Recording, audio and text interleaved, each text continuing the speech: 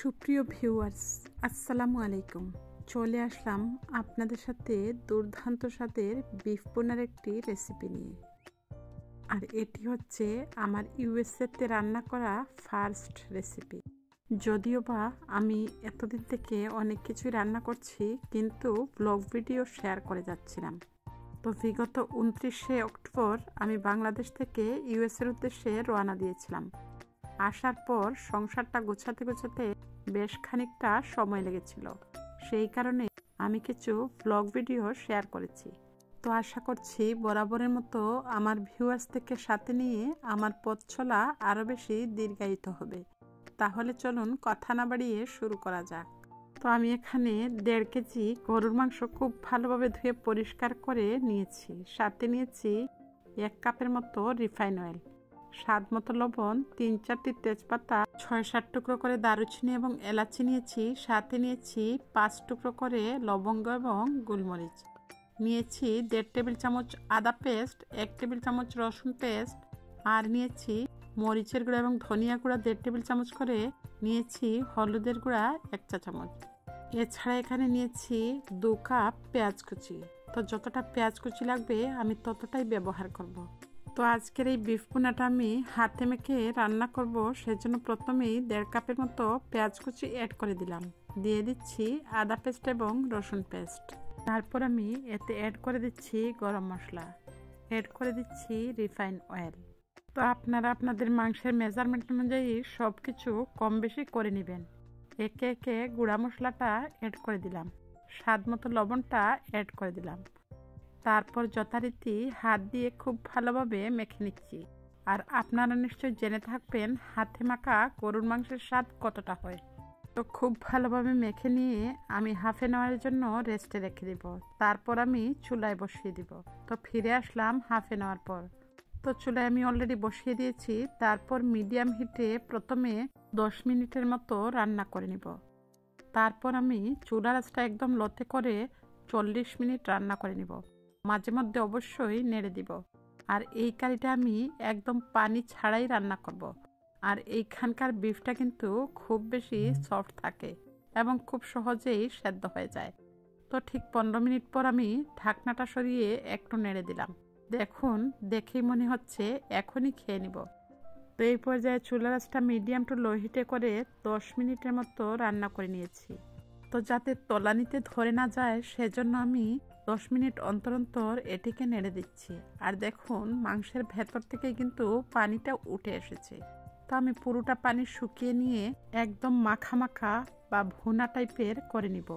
আবারও আমি ঢেকে দিলাম 10 মিনিটের জন্য। তো ফিরে আসলাম 10 মিনিট পর। তো প্রতি 10 মিনিট অন্তর অন্তর আমি এটাকে নেড়ে দিচ্ছি যাতে তলানিতে ধরে না যায়। তো আমার বিফ বোনাটা কিন্তু অলমোস্ট প্রায় হয়ে এসেছে। আমি আবারও একদম লো আছে 10 মিনিটের জন্য রেখে দিব, যাতে তেলটা একদম সেপারেট হয়ে যায় এবং ঝোলটাও কিছুটা কমে আসে। তো অ্যাট লাস্ট ঠিক 40 মিনিট পর আমার কারিটা কিন্তু অলমোস্ট হয়ে এসেছে। আর দেখুন তেলটা কতটা সেপারেট হয়ে গেছে এবং ঝোলটাও কিন্তু কমে গেছে। এবারে ফাইনাল টাচ হিসাবে আমি এখানে 1 চা চামচের মতো জিরা পাউডার অ্যাড করে দিলাম। তারপর আমি নেড়ে ছেড়ে 1 থেকে 1.5 মিনিটের মতো স্ট্যান্ডিং টাইমে রেখে দিয়ে একটি সার্ভিং বলে সার্ভ করে নিব। তো আমি একটি সার্ভিং বলে সার্ভ করে নিয়েছি। আর কারির কালারটা দেখে নিশ্চয়ই বুঝতে পারছেন কতটা টেস্টি হতে পারে। তো আশা করছি বরাবরের মতো আমার আজকের এই বিফ বোনা রেসিপিটি আপনাদের কাছে খুব বেশি ভালো লেগেছে। তো বরাবরের মতো ভিউয়ার্সদের কাছে রিকোয়েস্ট থাকবে, যদি চ্যানেলটি নতুন ভিজিট করে থাকেন সাবস্ক্রাইব করে পাশে থাকা বেল বাটনটি বাজিয়ে দিবেন, যাতে যে কোনো রেসিপির আপডেট সবার আগে নোটিফিকেশন আকারে আপনার মোবাইলে পৌঁছে যায়। আর যদি এই রেসিপিটি আপনাদের খুব বেশি ভালো লাগে, ইচ্ছে হলে শেয়ার বাটনে প্রেস করে অন্যকে দেখার সুযোগ করে দিতে পারেন। তো দেখা হচ্ছে নেক্সট এপিসোডে। ততক্ষণ পর্যন্ত আপনাদের সবার কাছ থেকে আজকের মতো বিদায় নিচ্ছি। আল্লাহ হাফেজ।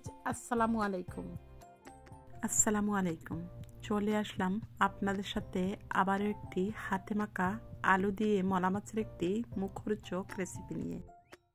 খুব সহজে চটজলদি তৈরি করা যায় এই মুখরোচক মলা মাছের এই রেসিপিটি।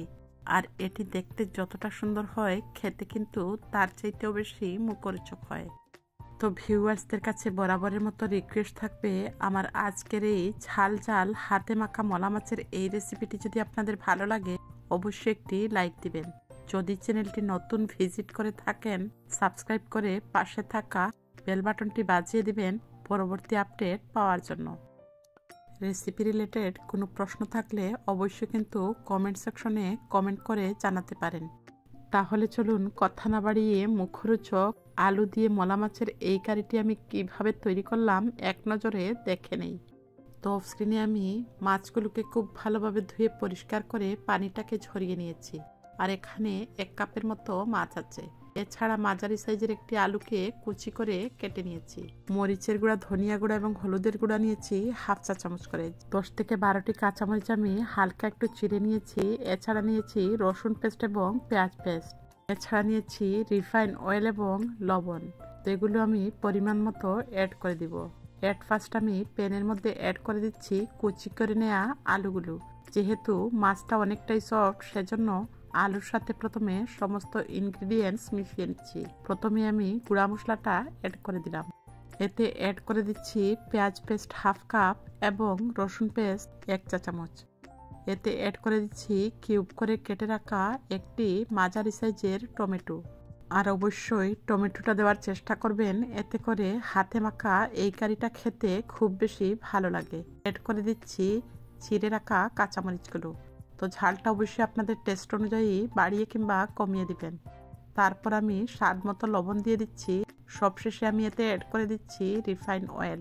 তো আমি এখানে 2 টেবিল চামচের মতো তেল দিয়ে এবারে সমস্ত ইনগ্রিডিয়েন্টস খুব ভালোভাবে মেখে নিব, যাতে মশলাটা খুব ভালোভাবে মিশে যায়। আর অবশ্যই মাছটা প্রথম পর্যায়ে অ্যাড করবেন না, তা না হলে এই যে প্রেস করে করে মেশানো হচ্ছে, মাছটা কিন্তু আগে থেকে ভেঙে গুঁড়ো হয়ে যাবে। তো দেখুন আমি খুব ভালোভাবে কিন্তু মিশিয়ে নিয়েছি। তো সব কিছু মিশানো হয়ে গেলে এই পর্যায়ে আমি মাছগুলোকে অ্যাড করে দিলাম। তারপর আমি খুব সাবধানতার সহিত মাছটাকে আলতোভাবে মিশিয়ে নিচ্ছি। তো মেশানো হয়ে গেলে উপর থেকে আমি আবারও অ্যাড করে দিচ্ছি 5 থেকে 6 টুকরো টমেটো। দিয়ে দিচ্ছি পরিমাণ মতো পানি। তো আমি 1/2 কাপের চাইতে একটু বেশি পানি অ্যাড করে দিচ্ছি।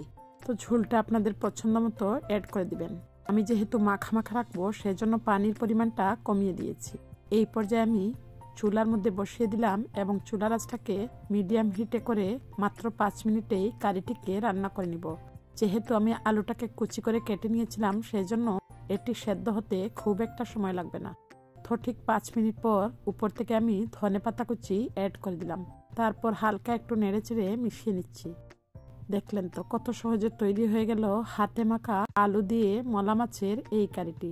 তো ধনেপাতা দেওয়া হয়ে গেলে আবারও আমি লো আঁচে 1 মিনিটের মতো রান্না করে নিয়েছি। ফাইনালি আমার মলা মাছ দিয়ে আলুর এই কারিটা কিন্তু তৈরি হয়ে গেছে। এবারে আমি অফ স্ক্রিনে সার্ভিং বলে সার্ভ করে নিয়েছি এবং আপনাদেরকে দেখিয়ে দিচ্ছি আমার কারির ফাইনাল লুকসটা। কি দেখে জিভে জল আসছে? তো আলু এবং মলা মাছের হাতে মাখা এই কারিটি দেখতে যতটা সুন্দর হয়েছে, খেতে কিন্তু তার চাইতেও বেশি মুখরোচক হয়েছে। তো আমার কাছে মাছ মাংসের চাইতেও বেসিক্যালি ছোট মাছ কিংবা যে কোনো ধরনের মাছের কারি খুব বেশি ভালো লাগে। আশা করছি আপনাদের কাছেও আমার আজকের এই হাতে মাখা আলু এবং মলা মাছের এই কারিটি খুব বেশি ভালো লেগেছে। আশা করছি আপনাদের কাছেও এই রেসিপিটি খুব বেশি ভালো লেগেছে। আর এইরকম ছোট মাছের কারি হলে অনায়াসে কিন্তু প্লেটের ভাত শেষ হয়ে যাবে।